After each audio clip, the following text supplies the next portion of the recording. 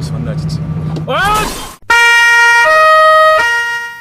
Halo kawan, kabar gimana? Di kesempatan kali ini, saya akan membahas film dari Korea Selatan yang seru. Seorang polisi korup yang beruntung mendapatkan uang yang dikumpulkan oleh polisi penyelundup kokain atau semacam sabu-sabu dan narkoba. Dia pun juga penyandu sih. Go Geon, seorang detektif korup yang ibunya baru-baru ini meninggal, pergi di tengah pemakaman setelah diberitahu bahwa pasukan sedang diselidiki oleh urusan internal terkait penyuapan. Dia menabrak seorang pria tunawisma yang berkeliaran di jalan, membunuhnya. Khawatir akan dituduh pembunuhan karena dia mabuk, Go Geon-soo menolak untuk memanggil polisi dan menyembunyikan tubuhnya dari mobil patroli yang lewat. Dengan tubuh di kopernya, dia kembali ke pemakaman dan berhasil menyegel tubuh itu ke dalam peti mati ibunya. Saat lolos dari deteksi, beberapa hari kemudian, Go Geon-soo dengan sengaja mengalami kecelakaan lagi yang menyembunyikan kerusakan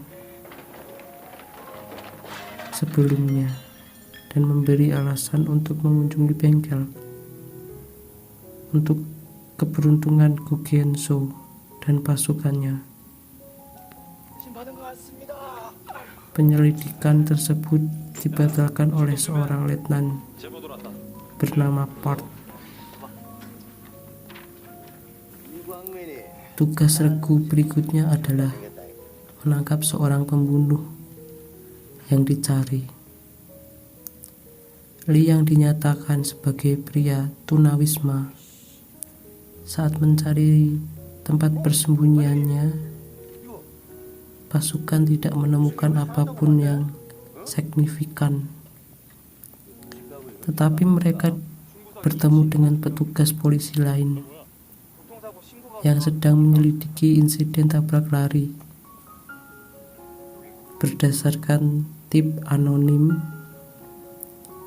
saat itu terjadi, tempat persembunyian itu tepat di sebelah lokasi tabrakan, dan kamera lalu lintas yang ada di dekatnya.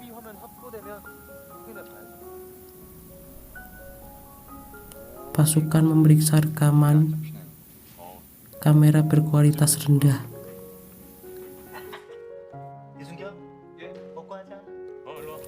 Mencatat bahwa model mobil yang bertabrakan sama dengan milik Go Geon-soo.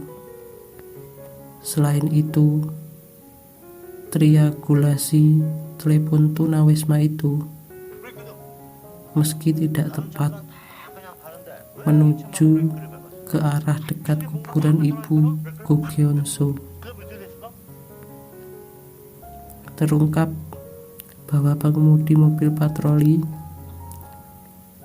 yang disebutkan sebelumnya adalah Park, yang mengungguli Go Geon-soo,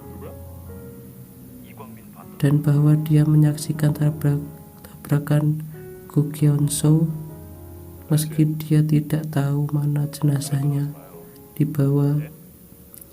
Ahli-ahli melaporkan Go Geon-soo secara resmi. Park mengirim email kepadanya dan menuntut kepemilikan tubuh. Gu Gyeonso menggali peti mati dan mencari Lee,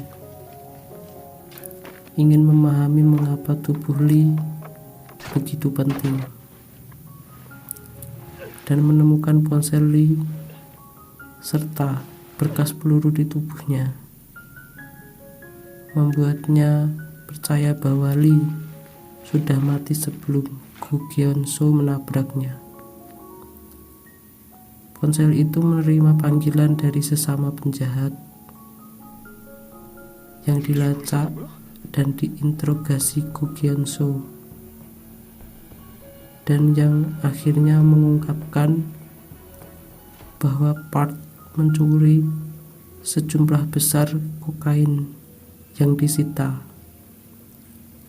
Namun setelah menyimpan keuntungannya di lemari besi pribadi, Lee mencuri kunci dan melarikan diri.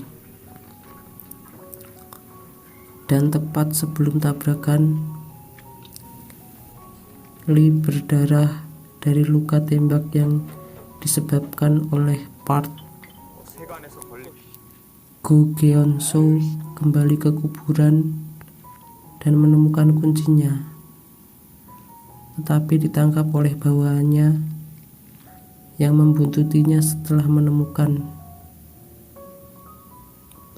melalui foto lalu lintas lainnya bahwa mobil Gu Gyeonso rusak segera setelah Lee meninggal. Bawahannya terbunuh ketika Park menggunakan kren untuk menjatuhkan kontainer pengiriman ke mobilnya. Gu Gyeonso bersiap untuk melaporkan Park dan menyerahkan dirinya juga.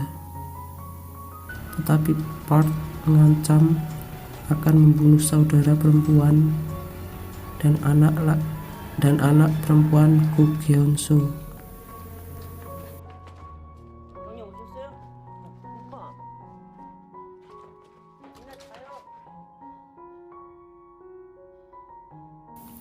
Sebagai tanggapan, Gu Gyeonso mencuri bom waktu dari ruang bawah tanah polisi dan memasukkannya ke dalam rektum tubuh Lee dan menyerahkan tubuh itu ke Park yang van diledakkan dari jembatan danau. Melawan rintangan, Park bertahan dan melawan Gu Gyeonso di apartemennya, tetapi menembak dan membunuh dirinya sendiri saat mencoba mengeluarkan pistol dari rak buku yang jatuh.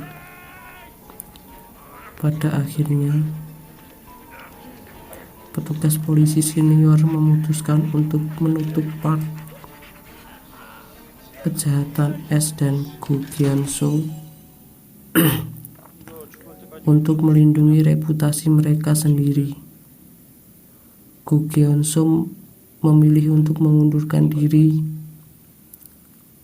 dan dengan menggunakan kapsul logam dari sebelumnya mengakses lemari besi Park dan menemukan cadangan uang tunai yang sangat besar,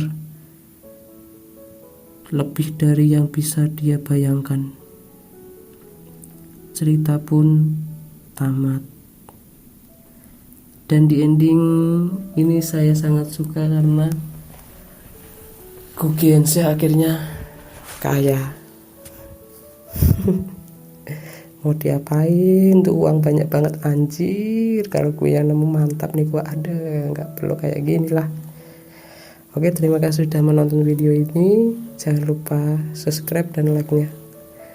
Terima kasih. Dan di video selanjutnya saya akan membahas drama Korea ya, yang menurut saya seru. Dan film ini cukup lama sih, tahun 2012 kalau nggak 2014. Ya nanti kita lihat aja perkembangannya. Kalau memang channel ini layak untuk diperjuangkan, ya saya akan berlanjut. Terima kasih guys, sampai jumpa di video selanjutnya.